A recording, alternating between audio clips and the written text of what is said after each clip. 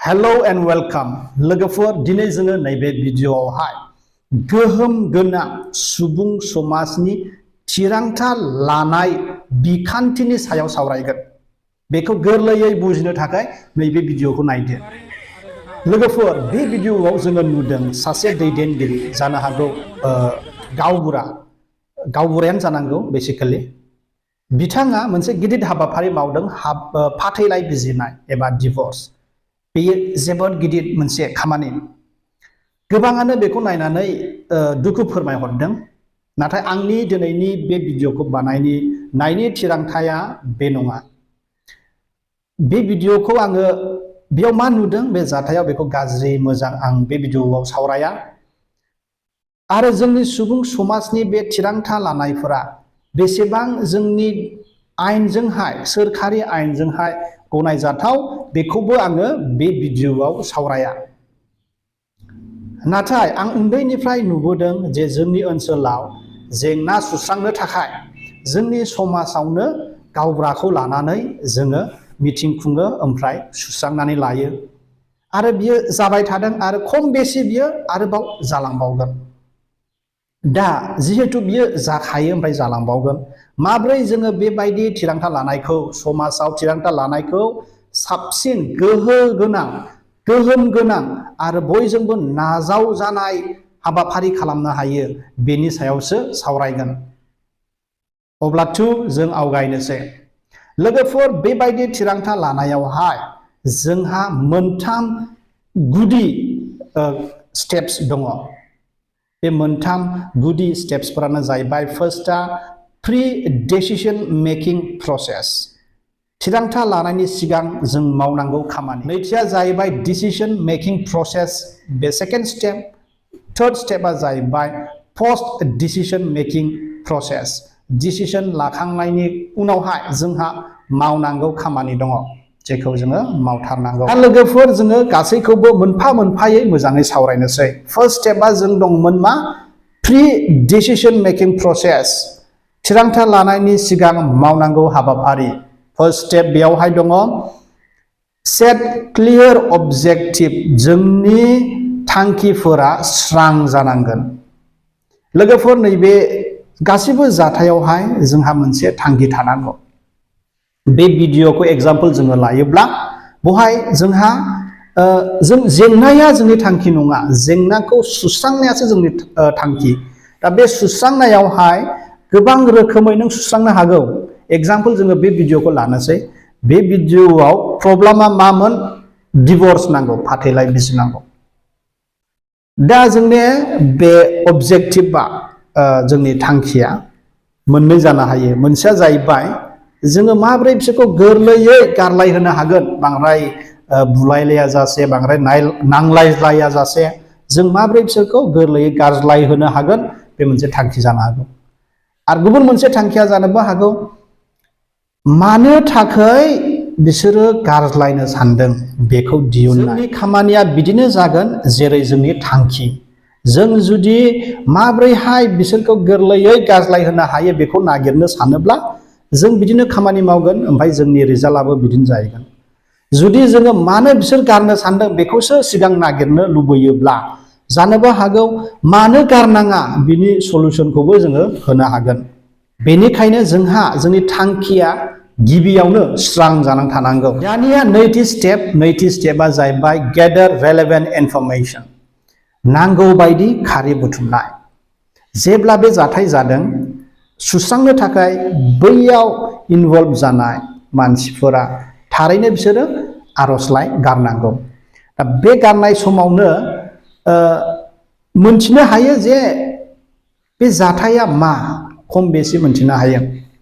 बेखौ लानानै ओमफ्राय आरोबाव जोङो मा खालामनांगौ? समाजनि मानसिफोरजों रायज्लायनांगौ। खाथिनि गामिनि बेफोर मानसिफोरजों जोङो रायज्लायनांगौ। ओमफ्राय बे जेंनानि सोमोन्दै जोङो मोजाङै बुजिनानै लानांगौ। बेबायदिथ' जाया जे सानसेनो मोनसे खेबसेल' मावफ्रामनाय जेंनानि थाखाय भुलनि थाखाय एफा गिदिर थिरांथा लानो फैदों बेफोरबायदि बांसिनावनो जाया, बबेबा बबेबायाव जायो खिन्थु बांसिनावनो 90% बेबायदि जाया। प्रब्लेमा जाबाय थानायखायसो मानसिफोरा बेबायदि गिदिर राहाखौ नागिरो, बांसिनावनो 90%आवनो। बेनिखायनो जों जेब्लायबो खारि बुथुमनाया मोजां जानांगौ आरो जों बे हाबाफारिखौ बारलांनो नाङा, बे खामानिखौ जोङो मावनानै लानांगौ। बे जोबखांनायनि उनाव जोंहा थर्ड स्टेप, बे जाहैबाय एस्टाब्लिश क्राइटेरिया। क्राइटेरियाखौ जोङो बसायनांगौ। आर्मि साख्रि लानोब्ला मानसिया गोजौ जानांगोन, खारनो हानांगोन, पुशआप खालामनो हानांगोन, मेगन मोजां जानांगोन। बे जाहैबाय आर्मि साख्रिनि क्राइटेरिया। थिग बिदिनो गासैनिबो क्राइटेरिया थायो। बे क्राइटेरियाफोरा जोंहा आगोलनिफ्रायनो थाखानांगौ। मोनसे जेंनाया दिनै जाबाय, ओमफ्राय दिनैनो जोङो जेबो क्राइटेरिया गैयालासेनो हाखु दाखु खालामबाय, बेफोर बोरैबा नङाला बोरैबा मोजां नुहुरा। ओमफ्राय मानसिफोरा लासै लासै बेबायदि मिटिंनि थिरांथा लानायावहाय बिसास खालामनाया खम जालांगोन। बेनिखायनो जोंहा गासैनिबो मोनसे क्राइटेरिया थानांगौ। बेवहाय डिभर्सनि थाखाय मोनसे क्राइटेरिया, सिखाव खावदों, सिखाव खावनायावहाय जों मा क्राइटेरिया, बेफोर क्राइटेरियाखौ जोंनावहाय सिगांनिफ्रायनो एक्सुअलि थाखानांगौ। दा जोंना प्रि डिसिसन मेकिं प्रसेसआ जोब्बाय। जोङो नैथि स्टेपआव फैनोसै, बे जाहैबाय डिसिसन मेकिं प्रसेस। बे डिसिसन मेकिं प्रसेसआवहाय फार्स्ट स्टेपआ जाहैबाय ट्रान्सपारेन्सि। ट्रान्सपारेन्सि माने गासैखौबो मोजाङै स्रायै मोनथिहोनाय। मोनसेबो बुस्थुखौ दोनखोमानो नाङा, स्रां जाहोनांगौ। बेयाव स्रां जाहोनांगौ माखौ जों मा खारि बुथुमनो हाखो बे जेंनानि सोमोन्दै ना। ओमफ्राय जोङो मानो बे थांखिखौ लानांगौ एबा जोंनि क्राइटेरियाखौ जोङो बुजायना होनांगौ मोजाङै। बे गासैखौबो जोङो ट्रान्सपारेन्ट खालामनांगौ। बे फार्स्ट। सेकेन्ड स्टेपआ इनक्लुसिभ पार्टिसिपेसन, माने गासैखौबो लाफानांगौ जोङो। बे माबायावहाय मेल मिटिंफोराव हागौमानि जोङो गासैखौबो लानानै बिसोरनि सिगाङाव जोङो जोंनि खोथाफोरखौ दोननानै बे थांखिफोराव जोङो फैनांगौ। ओमफ्राय थार्ड स्टेपआ जाहैबाय स्ट्राक्चार्ड डिसकासन। जोंनि मिटिंफोराव जोङो एखमब्ला नुनो थाङो दावरावजोंनो जोबो ना। सोरबा बुंगोन ओइ बिदि खालामदोलै, बिदि खालामदोलै, बैदि खालामदोलै, ओमफ्राय मोजाङैनो सावरायनाय जाया। बे दावरावैनो जोंनि मिटिङा जोबनानै थाङो। बेबायदि जानो नाङा, मोनसे स्ट्राक्चार्ड जानांगौ। सासेखौ बुंहोबाय, बै सासेखौ बुंहोबाय, बेफोरबायदि जोंनि मिटिंफोरा खुंजानांगौ। दानिया जोंना डिसिसन मेकिं प्रसेसआ जोब्बाय। थार्ड मेन स्टेपआ जाहैबाय post decision making process. Decision लाखांनायनि उनाव जोंहा मावनांगौ खामानि। फार्स्टआनो जाहैबाय डकुमेन्टेसन। डकुमेन्टेसन माने रेकर्ड दोननाय। बे जाथाया मामोन, सोरजों जायामोन, मा क्राइटेरिया जों लादों, मा थिरांथायाव जों फैदों, बे गासैबो रेकर्ड थानांगौ। मानो रेकर्ड थानांगौ? जोंहा फोथायजाथाव जायो। उनावबो जोंहा जेंना फैगोन ना, बै जेंनाखौ जों सुस्रांनांगोन। बै जेंनाखौ सुस्रांनो थांनायावहाय जोङो नैबेखौ रेफारेन्स लानो हायो। बिदि जादोंमोन, जों बिदि खालामदों ना, बेफोरबायदि। बे मोनसे गावनि सायाव फोथायनाय दोननायनि थाखायबो जोङो डकुमेन्टेसन दोननो हानांगौ। नैथि स्टेपआ जाहैबाय रिभिउ। जोङो जोंनि खामानिनि सायावनो जोङो नायफिननांगौ। बबेबा भुल जाबाय नामा, बबेखौबा जोङो आनज्रायनो हायोमोन नामा, बा साबसिन खालामनो हायोमोन नामा, बेफोरखौ जोङो स्टाडि खालामफिननांगौ। बेखौ होनो रिभिउ। बेबायदि खालामोब्ला जोंनि उनाव जे जेंनाफोर जों सुस्रांनांगौ, बेफोरखौ जोङो साबसिनै हागौमानि गाज्रिखौ जोङो बोखारनानै जों थिरांथा लानो हागोन। थार्ड स्टेपआ जाहैबाय फिडबेक मेकानिजम। जोङो जोंनि समाजनि मानसिफोरखौ लोगो लानानै सोंनांगौ दे जों बिदि खालामदोंमोन, माब्रै मोनखो, एबा बिदि खालामनो सानदों, जोङो माखौ जोङो लाफानांगौ, बेफोरबायदिनि फिडबेक जोङो जोंनि समाजनि मानसिफोरनि गेजेरावनो लानो हानांगौ। बेबायदि खालामोब्ला जोंनि समाजनि मानसिफोरा फोथायनाय फैगोन ना, फोथायनाय फैगोन। ओमफ्राय बे जोंनि थिरांथा लानायफोरा बांसिन मानसिजों एबा गोबां मानसिफोरजोंहाय अनसायजागोन आरो बोजबनां लाजागोन। लोगोफोर आरोबाव मोनसे आयदानि सायाव आं सावरायबावनो लुबैदों, बे जाहैबाय केपासिटि बिल्डिं। केपासिटि बिल्डिं माने गोरों खालामना लानाय। बे मेल मिटिंखौ सावरायनो थाखाय जोंहा लिडार दङ। बे लिडारफोरा गोरों जानांगोन। दा गोरों माने लेखा गोरोंल'जोंथ' जाया, गोरोङा गोबां लेभेलनि थायो। दा बेबायदि मेल मिटिंखौ सामलायनो थाखाय बेफोरबायदि जेंनानि सायाव गोरों जानांगोन। बेनि थाखायनो माखासे खामानिफोर मावना लानांगौ। बे जाहैबाय ट्रेनिं एन्ड वर्कशप। बे लिडारफोरनि थाखाय ट्रेनिं थानांगौ ना, माब्रै बे जेंनाफोरखौ सुद्रायनो बेफोरनि सोमोन्दै, माब्रै खारि बुथुमनांगौ बेफोरनि सोमोन्दै, आरो बायदि रोखोमनि सोमोन्दै, आयेनफोरनि सोमोन्दै, बेफोर गासैनि थाखाय ट्रेनिंखौ लानांगौ। नैथिया जाहैबाय मेन्टरशिप। हागौमानि गोरों गोरों जायफोरा अलरेडि गोबां एक्सपिरियेन्स जाबाय ना, मास्टार, बेफोरजोंहाय मेन्टरशिप लाहोनांगौ, ट्रेनिं लाहोनांगौ। बेखौ होनो डीप ट्रेनिं। बै जाहैबाय सरासनस्रा लेभेलनि ट्रेनिं, जोंनो इनफरमेसनल' होगोन। नैबे मेन्टरशिपआ जाहैबाय जोंनो इनसाइट होगोन। इनसाइट माने मा? आं मोनसे जाथाय गोसोआव फैदों।